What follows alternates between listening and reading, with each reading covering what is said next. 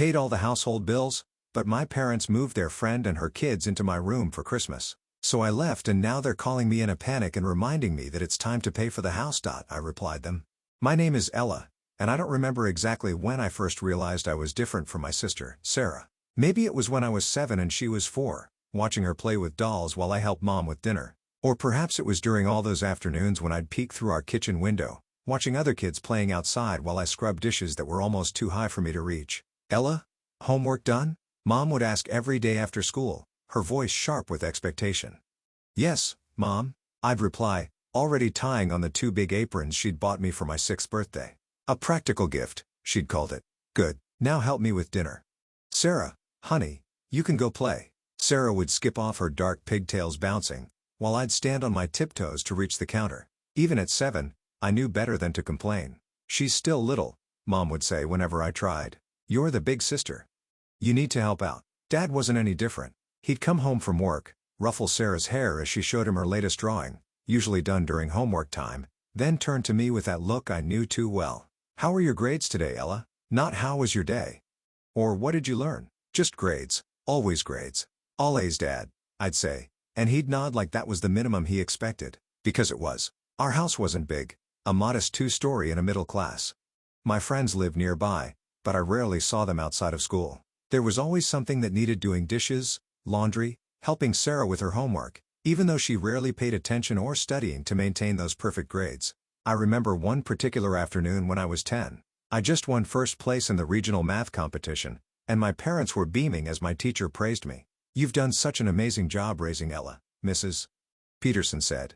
Her love for learning is extraordinary. Mom and Dad exchanged proud looks. Well, we've always encouraged her to read, Mom said, her hand on my shoulder. Haven't we, Ella? I wanted to tell Mrs. Peterson the truth, that I'd stayed up late studying by flashlight because daytime was for chores, that the only encouragement I got was the threat of disappointment if I brought home anything less than perfect, but I just smiled and nodded like the good daughter I was supposed to be. Meanwhile, Sarah was making paper airplanes out of her failed math test in the hallway, and nobody said a word about it. That's how it always was in our house. Sometimes I'd catch Sarah watching me with a smirk, especially when she'd get away with something that would have earned me a lecture. You're just jealous, she told me once, when I was 12 and she was 9.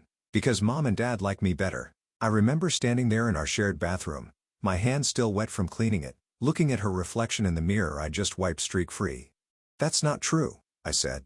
But even then, a part of me wondered if it was. By the time Sarah started middle school, I was basically her personal tutor, not by choice, but by parental decree. Every afternoon, I'd sit with her at the kitchen table, trying to explain basic algebra while she texted under the table. Sarah, you need to pay attention, I'd say, exhausted after my own school day and chores. Why? You'll just end up doing it for me anyway. She'd reply with that irritating smirk of hers, and she was right. That's exactly what would happen. Ella, why isn't Sarah's homework done yet? Mom would inevitably ask, hands on her hips. She's not focusing. Then make her focus. You're supposed to be helping her. So I'd end up doing Sarah's homework while she watched YouTube videos because it was easier than dealing with Mom's disappointment. Meanwhile, Sarah's weekly allowance would appear like clockwork, $20 every Friday. Me? I was lucky if I got $5 a month, usually with a lecture about how money doesn't grow on trees. The breaking point came when I turned 16. I was tired of watching Sarah flaunt her new clothes and latest gadgets while I wore hand-me-downs and couldn't even buy lunch at school.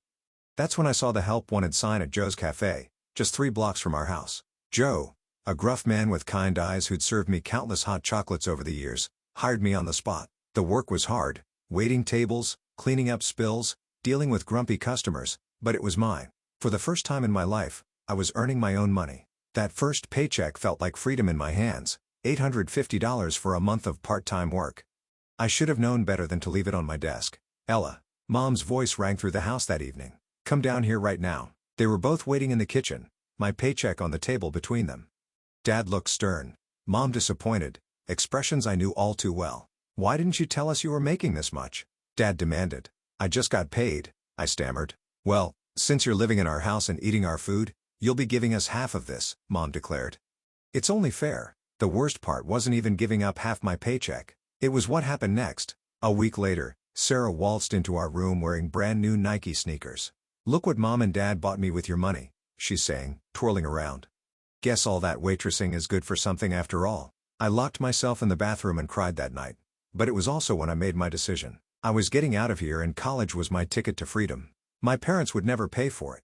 They made that clear every time they talked about how Sarah would need money for college someday. So I threw myself into my studies with renewed determination. I started staying late at school to use the library computers, researching scholarships and free tuition programs. Every spare moment was spent studying for the SATs, writing essays, and maintaining my perfect GPA. Graduation day was exactly what I expected it to be. Another performance of The Perfect Family starring my parents. I sat through the ceremony in my blue cap and gown, watching them beam from the audience as Principal Roberts called me up as valedictorian. "The Matthews have done an extraordinary job raising Ella," he announced to the crowd. "Her academic achievements are truly remarkable." Mom dabbed at her eyes with a tissue while Dad stood tall, his chest puffed out with pride. I could see them soaking up the praise like they always did, nodding and smiling as other parents congratulated them on their wonderful parenting. What none of them knew was that I'd already received acceptance letters from every college I'd applied to. I'd been checking the mailbox religiously for weeks, intercepting the letters before anyone else could see them.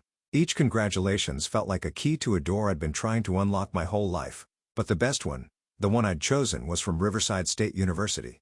Full scholarship, free dormitory housing, and a stipend. It was 4 hours away in the next state over. Far enough that I couldn't come home on weekends to help out. I hadn't told them yet. I was waiting for the right moment, which came sooner than I expected at our graduation dinner. Mom had made my favorite pasta, or what she thought was my favorite. She'd never actually asked, and we were all sitting around the dining room table. "So, Ella," Mom said, serving herself another helping. "Have you thought about what you're going to do now?" I opened my mouth to tell them about Riverside, but before I could get a word out, Mom continued with a bright smile. "I was talking to Joe at the cafe yesterday. He said he'd be happy to take you on full time. Wouldn't that be wonderful? You could earn so much more and really help out with the family expenses." I took a deep breath. I got accepted to college. Full scholarship at Riverside State. I'm starting in the fall. The silence that followed was deafening. Mom's fork clattered against her plate. Dad's face turned an alarming shade of red. "College?" Mom's voice was sharp. "In another state? But what about your family? What about helping your sister?"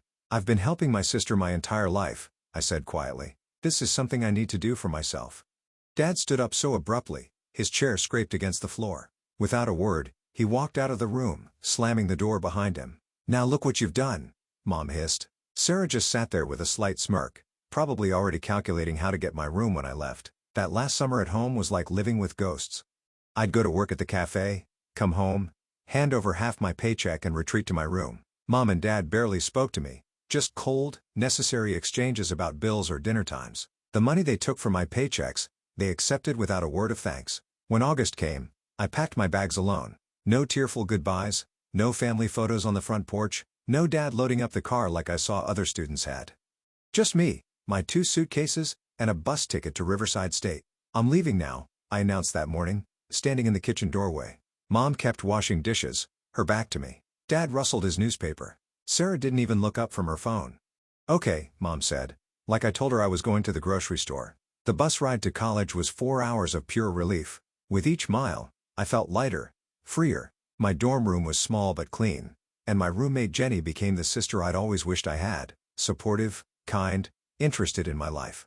I threw myself into my finance classes, loving every minute of learning about investment strategies and market analysis. My professors praised my work ethic, and for once, there was no one around to take credit for it.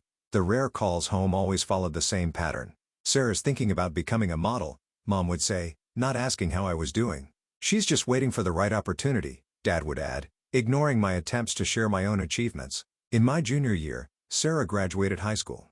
Mom called specifically to tell me about it, though not because they wanted me at the ceremony. "Sarah's taking some time to figure things out," Mom explained. "Her grades weren't quite college material, but we told her not to worry about it. The right job will come along." I thought about how they'd pushed me to work at 16, how they'd taken half my earnings, how they'd fought my college dreams.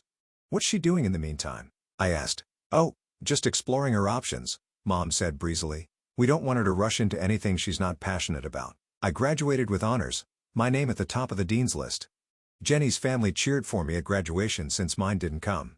2 weeks later, I was back in my hometown, starting as a junior financial analyst at Reynolds and Associates. My starting salary was more than my parents made combined. The first time I could afford my own apartment, I felt like I could finally breathe. But as soon as word got around about my job, the dinner invitation started. "You must be doing well for yourself," Dad would say, eyeing my professional clothes. We're so proud, Mom would add, before launching into another story about Sarah's latest job interview or modeling prospect. Sarah would sit across from me at these dinners, still glued to her phone, still looking for the right opportunity at 19. She hadn't worked a day in her life, but somehow that was fine. I was the one they looked to with expectant eyes, dropping hints about bills and home repairs. The property taxes have gone up so much, Mom would sigh. It's hard to make ends meet these days, Dad would add. So I started giving them money, $500 here, $1,000 there, but their hints kept coming, their expectations growing with each deposit I made. The more I gave, the more they seemed to expect, like I was making up for the crime of leaving, of building my own life. The day I got promoted to senior financial analyst, I made the mistake of mentioning it to Mom during our weekly call. Within hours, she'd planned a celebration dinner at their house. "We're so proud of you, honey," Mom said, but her voice had that particular tone I knew too well. "It's wonderful that you're doing so well. Especially since things have been so difficult here." "Right on cue," Dad sighed heavily. "The company's making cuts again. They've reduced my hours. And these bills," Mom added, pulling a crumpled paper from her pocket. Her eyes were already welling up with tears. "I just don't know how we're going to manage the utilities this month." I glanced at Sarah, still absorbed in her phone, wearing designer jeans that I knew Mom and Dad couldn't afford. I wanted to point out that a 22-year-old capable of spending hours making dance videos could probably handle a job application or two. The words were right there on my tongue, but I swallowed them back. Then Mom dropped the bomb. "You know, Ella," she said, reaching across the table to pat my hand, "we've been thinking, you're spending so much on that apartment of yours. Why don't you move back home? You could save money and we could help each other out." I felt like I was 16 again, watching my hard-earned money disappear into their pockets. The thought of giving up my peaceful apartment, my independence, my space, it made my stomach churn. But as I opened my mouth to refuse, I saw the familiar guilt-inducing looks on their faces. Okay," I heard myself say, and watched their faces light up with joy. A week later, I was back in my childhood bedroom. The room felt smaller than I remembered, or maybe I'd just grown too big for it. I laid down my conditions quickly. "I'll help with the bills and groceries, but I won't be cooking or cleaning. I did enough of that growing up." Mom agreed immediately, too quickly, really. It wasn't until I heard Sarah's outraged shriek the next day that I understood why. "What do you mean I have to clean?" she wailed. "I don't even know how to use the vacuum cleaner." "Well, it's time you learned," Mom said, in a tone far gentler than she'd ever used with me about chores. "Ella's helping us financially, so you can help with the house." I watched from my doorway as Sarah stomped around with the vacuum, barely touching the carpet, muttering under her breath about how unfair it all was. She'd post passive-aggressive stories on Instagram later about forced labor and unfair treatment, but I couldn't bring myself to care. After all, she was still living off my money, my grocery payments, my utility contributions, my rent equivalent that mysteriously never seemed to reduce our parents' financial strain. The least she could do was learn how to clean a bathroom. "Ella, have you noticed how shabby the house is looking?" Mom mentioned casually one morning over coffee. "The paint is peeling and that wallpaper in the living room." Dad joined in immediately. "The bathroom fixtures are pretty outdated too. Sure would be nice to give this place a facelift." I knew what was coming. 3 days and several hints later, they finally asked outright if I would help with some home improvements. By help, of course, they meant pay for everything.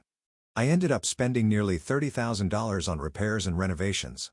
New paint throughout the house, updated bathroom fixtures, modern kitchen appliances, hardwood flooring to replace the old carpet, and fresh wallpaper in every room.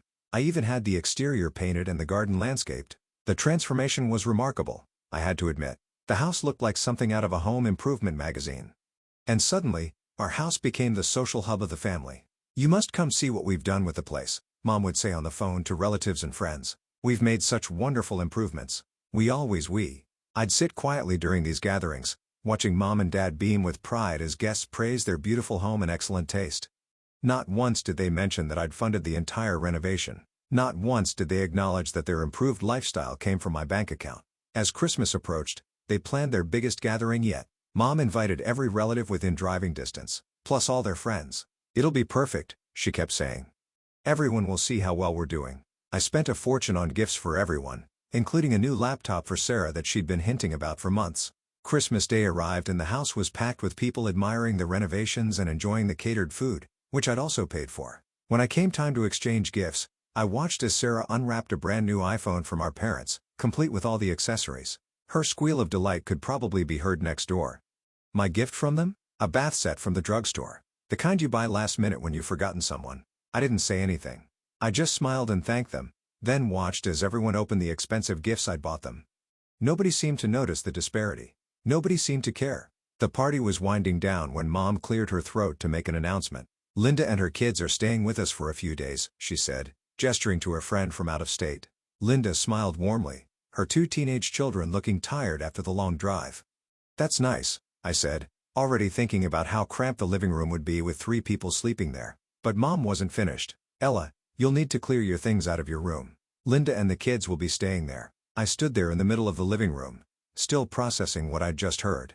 Linda and her kids shifted uncomfortably, clearly sensing the tension. They can stay in the living room, I suggested, trying to keep my voice level. We can set up the pull-out couch and bring in the air mattress. Don't be ridiculous, Mom snapped. They're guests. We can't make them sleep in the living room. They'll be uncomfortable there. The irony of her concern for their comfort hit me like a slap. And what about my comfort? I asked, feeling heat rise in my cheeks. Did you think about that at all? Dad waved his hand dismissively. Stop making a scene. Just pack your things and move to the living room. It's only for a few days. I looked around at the house I'd renovated, at the Christmas decorations I'd paid for, at the presents I'd bought. Something inside me snapped. Why can't they stay in Sarah's room? The silence that followed was deafening. Sarah's head snapped up from her new iPhone, her mouth hanging open. Mom and Dad looked at each other like I'd suggested setting the house on fire. I can't believe you'd even suggest that, Sarah sputtered. That's completely out of the question, Mom said firmly. Why? I pressed. Why is it okay to displace me but not her? Mom's face turned red. You're embarrassing me in front of my friend, she hissed. This is not how we raised you to behave. If you can't show proper respect in this house, Dad thundered, then maybe you shouldn't be here at all. Get out, Mom added, her voice shrill. Get out until you learn some manners. I looked at them, really looked at them. At Mom's self-righteous anger, at Dad's red face, at Sarah's smug little smile. Not one of them seemed to remember or care that I was the one who'd paid for the roof over their heads, the food on their table, the presents under their tree. I didn't remind them. Instead, I walked upstairs to my room, the room they wanted to give away like it was theirs to give. My hands were steady as I packed my suitcase, as I made calls to find a hotel or hostel that had vacancies on Christmas night.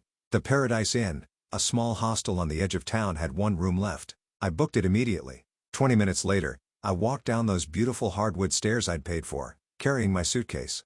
Nobody tried to stop me. Nobody said a word. Sarah just smirked and went back to playing with her new iPhone. The Paradise Inn wasn't much, a small room with a lumpy bed and a bathroom down the hall, but it felt more like home than my parents' house had in years. I spent New Year's Eve there, alone with Chinese takeout and my laptop, searching for apartments. I found a 1-bedroom apartment in a modern complex across town, far from my parents' neighborhood. My phone buzzed constantly those first few days, texts and calls from my parents and Sarah. I didn't read or answer any of them. I bought furniture I actually liked, not just what my parents would approve of. Painted the walls colors I chose.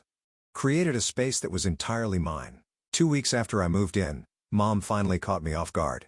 I answered my phone without checking the caller ID, a mistake I wouldn't make again. The utility bills are due, she said without preamble, her voice sharp and demanding. Linda and her kids are gone now, so you can come back. Your room is waiting. I almost laughed at the absurdity of it. No, hello. No apology. Just another demand. No, I said quietly. What do you mean no? She sounded genuinely confused, as if the possibility of my refusal had never occurred to her. I mean, no, Mom. I'm not coming back, and I'm not paying your bills anymore. There was a moment of stunned silence, then the explosion I'd been expecting. How dare you? She screeched. After everything we've done for you? This is how you repay us? By abandoning your family when we need you? I let her rant for a moment, listening to the familiar guilt trips and accusations. They didn't touch me anymore. You made it very clear how you really feel about me, I said when she paused for breath. You've shown me that I'm nothing more than a checkbook to you. Well, that checkbook is closed now. Don't call me again unless you're ready to treat me with respect. I hung up before she could respond. The calls and texts intensified after that. Dad left voicemails about family duty. Sarah sent manipulative messages about how she was suffering because of my selfishness. Mom alternated between rage and tearful guilt trips. I blocked them all. Weeks passed, then months. I threw myself into my work, got another promotion, started taking yoga classes. Through mutual friends, I heard about what was happening at my parents' house. They were struggling to pay bills for the first time in years. Sarah had been forced to take a job as a cashier at the local supermarket, the kind of unglamorous work she'd always looked down on. She was apparently terrible at it, constantly calling in sick and complaining about having to stand all day. Mom and Dad were telling anyone who would listen about their ungrateful eldest daughter who had abandoned them in their time of need. They'd spin elaborate tales about all they'd sacrificed for my education. None. How they'd supported my career, they hadn't, and how I'd betrayed them as soon as I found success.